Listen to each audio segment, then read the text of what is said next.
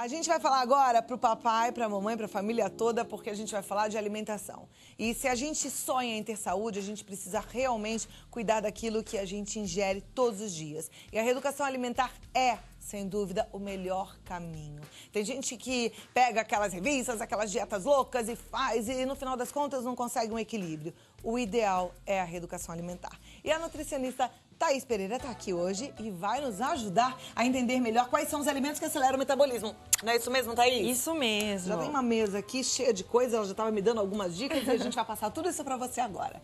Bom, existem alimentos que deixam o corpo mais acelerado, é isso? É legal até a gente começar nesse conceito, né? Metabolismo é o quê? É a queima calórica para fazer manutenção do nosso organismo.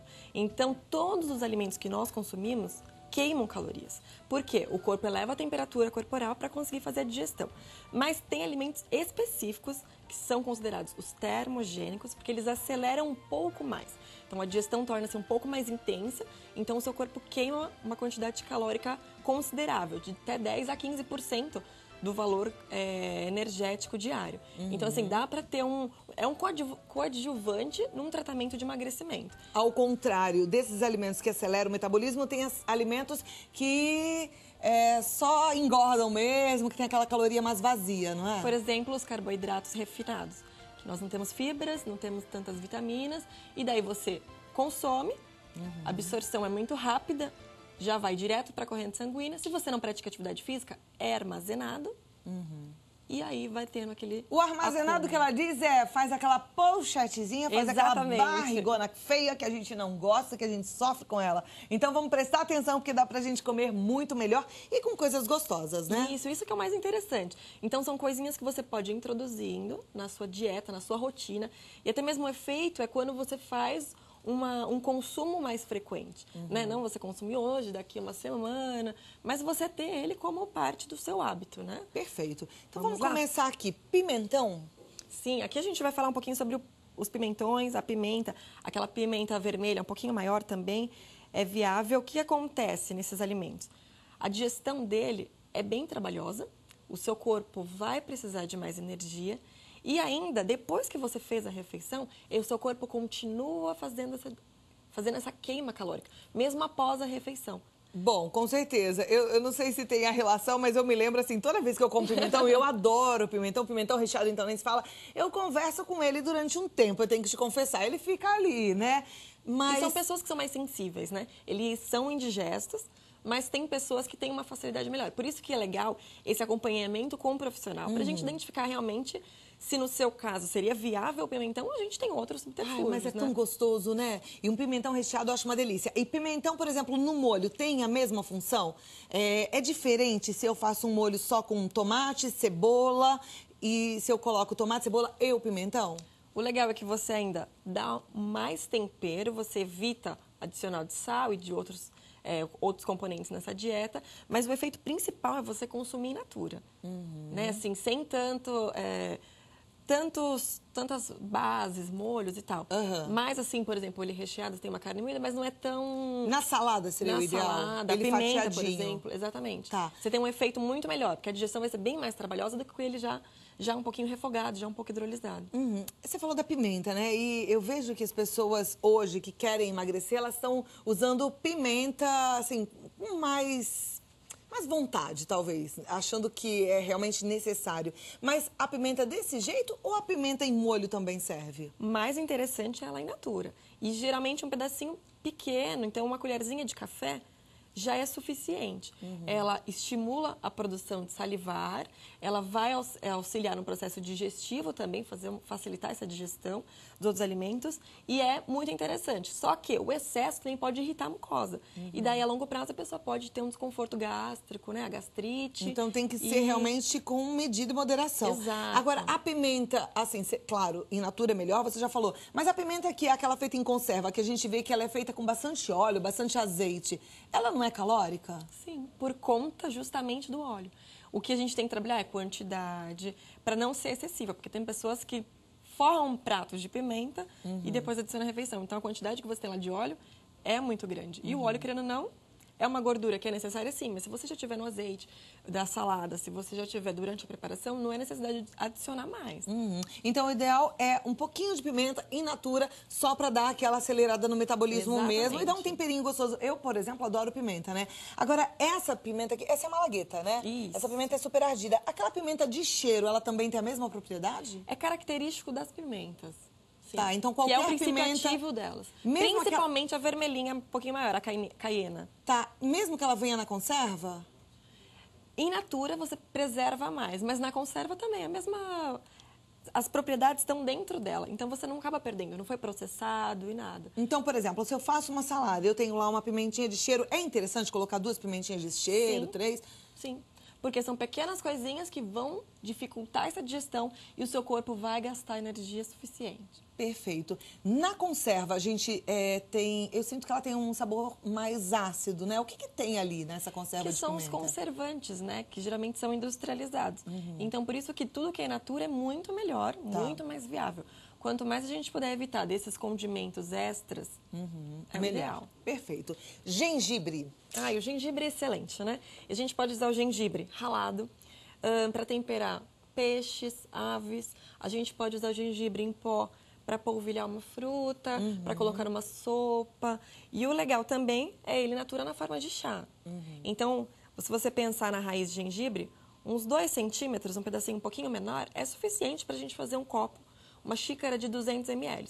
Então, o ideal é até a gente picar o gengibre para que a gente conseguir absorver as propriedades internas dele. E como é que seria o ideal para fazer esse chá de gengibre? A gente descasca ele. Descasca. Pica em cubinhos pequenos. Quando a água estiver em ponto de ebulição, a gente desliga, coloca a nossa quantidade de gengibre, tampa, deixa de 5 a 8 minutos a infusão, tira o gengibre e está pronto. Tá pronto, Até mesmo toma. porque se você ferver junto, algumas das propriedades são voláteis e pode se perder no ar, com esse calor excessivo. E tem algum horário melhor para a gente consumir esse chá de gengibre? Antes das refeições. É legal? Por acelerar mesmo, o metabolismo. Assim, tem que ser, tipo... Quando eu falo antes, até mesmo eu tenho essa dúvida em relação a todos os suplementos. Antes é o quê? É antes de dar a primeira garfada, já sentado na mesa? Não. Ou é meia hora antes? De meia hora a 15 minutos no mínimo. Porque o gengibre, ele não vai competir com a absorção de nutrientes. Dependendo do tipo de suplemento, ele pode competir. Por exemplo, a cafeína e tal. Então, aí você tem que tomar até 1 hora antes. Né? Então, depende muito do substrato. O gengibre, no caso, de 15, meia horinha antes, é mais do que suficiente. Ou durante a tarde, que é o horário, às vezes, que te dá uma fome maior. Fominha, né? E, às vezes, o líquido vai fazer um volume no seu estômago, te dá aquela saciedade. E é de um alimento que também a digestão está sendo feita. Só não vale fazer um chá de gengibre e encher de açúcar, hein? Não. Não, Tem um né? adoçante, mas se você conseguir natural, melhor ainda. Ou até batido num suco. Ah, pode bater Fazer esse vários chá sucos. com suco. Sim, ou mesmo gengibre, com um suco de maçã, até esses sucos mais enriquecidos, né, com folhas verdes, e fazer um suquinho mais elaborado e adicionar o gengibre também é bem legal. Que delícia, muito bom. Aquele gengibre que a gente encontra no restaurante japonês, que é um gengibre fatiadinho, assim, raladinho, mas ele é ácido também. Eu não sei se ele tem vinagre, alguma coisa assim nesse sentido. Ele também tem a mesma função? Sim, sim. Perfeito. Agora aqui, a gente tem canela? Canela em pó, chá verde, Tá. o vinagre de maçã orgânico e o guaraná em pó. O guaraná em pó, a gente, né, até falou sobre ele esses dias, que ele dá um pique, dá um estímulo pro organismo e é o mesmo efeito. Por conta de ter cafeína também, ele vai acelerar o metabolismo, que é característico. Tá, e a gente toma o guaraná em pó com um pouquinho de água, tampa o nariz, engole e ponto, é isso? É, como ele é bem adstringente, talvez num suco é mais fácil de você tomar, né? Batido lá no Põe uma colher. no suco, põe uma colherzinha de café. Uma colherzinha de menor que café. tiver. Você falou que dá um pique aí por umas 6 horas, né? Então é bom não bem tomar à estimulante. noite, porque senão vai Não. acabar prejudicando um pouquinho Isso até é o sono. interessante. Todos os alimentos termogênicos, se você consumir no período da manhã e da tarde, o efeito é muito melhor, porque você está em atividade, então a chance de você gastar é até maior. Perfeito. Aqui, O chá verde. o chá verde. O chá verde também a gente já ouviu falar muito sobre ele. O que a gente tem que tomar cuidado é com quantidade. Então, geralmente, tem pessoas que tomam 1 litro, 2 litros diários para ter efeitos. Mas, na verdade, 2 xícaras por dia, no máximo, são suficientes.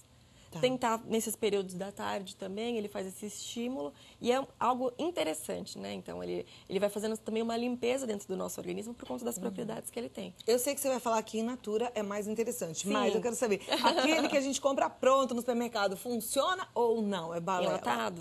A gente tem que tomar cuidado com a quantidade, porque ele é geralmente, às vezes, adoçado. Então, dá uma compradinha, pode ter mais calorias. Se você fizer in natura, a caloria que vai ter é se você adicionar algo. Tá, ele pode ter mais caloria, mas ele conserva a propriedade do chá verde? Não tanto quanto natural, mas você tem propriedade sim. É a mesma coisa que os chás em sachês. Você tem em menor quantidade. Perfeito. Mas tem. Aqui, a canela em pó. Canela em pó é uma delícia. Para substituir aquela vontade de doce que a mulherada principalmente tem nessa fase de TPM, então você pegar, por exemplo, uma banana, uma maçã picadinha, salpica lá uma colherzinha de café também por dia, 2 vezes por dia, é interessante para acelerar esse metabolismo. Então, além de combater mau hálito e várias outras funções aí durante o dia a dia que pode favorecer. É termogênico, o corpo vai gastar energia, então é um alimento que se você tiver diariamente, é perfeito. Tá, agora tem gente, Thaís, que tem o hábito de consumir um mingau de maisena. Ai, eu adorava isso quando eu era criança. Mingau de maisena quentinho no prato, todo polvilhadinho de canela em pó. Deu até água na boca. Mas engorda, né? Com açúcar. Isso, com dependendo açúcar, do horário. com leite. Se for à noite, por exemplo. Não é porque pôs a canela em pó que tá tudo certo. É o que a gente fala. Então, o segredo não é... A minha dieta tem pimenta, canela, tem o chá verde, gengibre. Isso não vai garantir perda de peso. O que vai garantir a perda de peso é você conciliar alimentos termogênicos com a prática de atividade física, a ingestão de água e uma reeducação alimentar. Isso, o equilíbrio de todas essas coisas, né, gente? Exatamente. Não adianta a gente querer consumir aquilo que é super rico em calorias, um carboidrato refinado. Aí, coloquei canela, tá tudo certo. Não é bem assim. O brócolis. Antes, vamos falar disso daqui? A gente não falou do vinagre Ainda não. de Esse maçã. aqui é muito interessante. É o vinagre de maçã orgânico. O legal dele é porque, além das propriedades termogênicas, ele também reduz a quantidade de açúcar sanguíneo depois de uma refeição rica em carboidratos. Então, se você toma, por exemplo, antes de um café da manhã ou antes de um almoço, você vai ter lá o arroz, então tem bastante carboidrato. Ele vai favorecer que esse carboidrato não vá direto para a corrente sanguínea. Então, assim, é um coadjuvante também para diabetes. Esse antes tem que ser quanto tempo antes? Porque líquido absorve mais rápido, Exato. Né? Então, 15 minutinhos a meia hora tá excelente. Como que a gente utiliza? Depende muito de paciente, por isso que é legal o acompanhamento. Por quantidade, se a pessoa tem disfunção, né, alguma alteração na mucosa intestinal. O que é legal a gente fazer? Pega um copo de água com 200 ml, aquece essa água, deixa a água em temperatura morna e a gente acrescenta 1 colher de sobremesa de vinagre de maçã orgânico. Faz a diluição e toma antes. A gente tem efeitos muito significativos até na circunferência abdominal. Ai, a Marcela, ali a nossa estagiária, tá fazendo uma careta tão feia de pensar nesse vinagre de maçã. Mostra a careta dela ali, Baiano, vai lá. Mas olha, eu não sei se é ruim, não. E vinagre de maçã é tão bom em tantos sentidos, né? Sim. Eu gosto, quando eu tô com dor de garganta, até faço um gargarejo de vinagre de maçã. Olha lá. Eu vou provar depois. E o legal também é porque a maçã, ela tem pectina, que é uma fibra. E essa pectina que está presente no vinagre, ela confere saciedade, então te dá mais, né, aquela saciedade na hora da refeição. Você consegue comer um pouquinho menos. Perfeito. Se bem que podia pegar um copinho pra mim de água, que eu provo aqui já. Pode pegar lá, Mar, por favor. Eu vou provar pra ver se é bom, se dá pra gente tomar pra te contar. Agora, então, vamos lá. Brócolis. Esse aqui são os vegetais folhosos, ricos também em fibra, digestão dificultada. Além disso, a gente tem N vitaminas.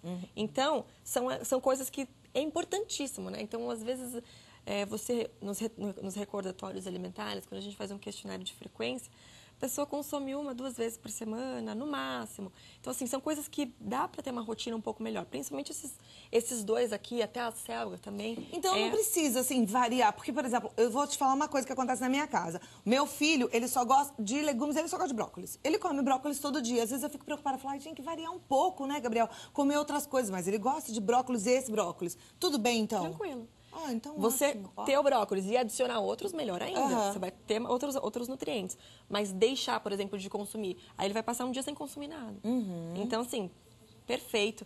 Tem ferro. Então, assim, é uma qualidade muito boa. E se tiver diariamente, você consegue ainda ter esse efeito legal para o nosso organismo. Perfeito. Então, vamos lá comer o brócolis, né? E a couve? A couve, mesma coisa. A couve é melhor crua ou cozida? Crua. Crua. Até mesmo dá para fazer sucos muito legais. legais. Eu adoro suco de couve, eu tomo todo dia suco de couve com suco de maçã. Eu misturo couve com abacaxi, couve com laranja. Eu acho uma delícia. Só que eu tenho uma preocupação.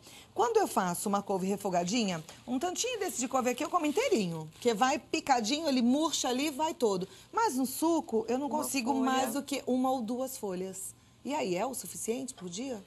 Pensa que você vai almoçar e você vai jantar. Então, você vai ter mais legumes e vegetais, mesmo que não seja ele.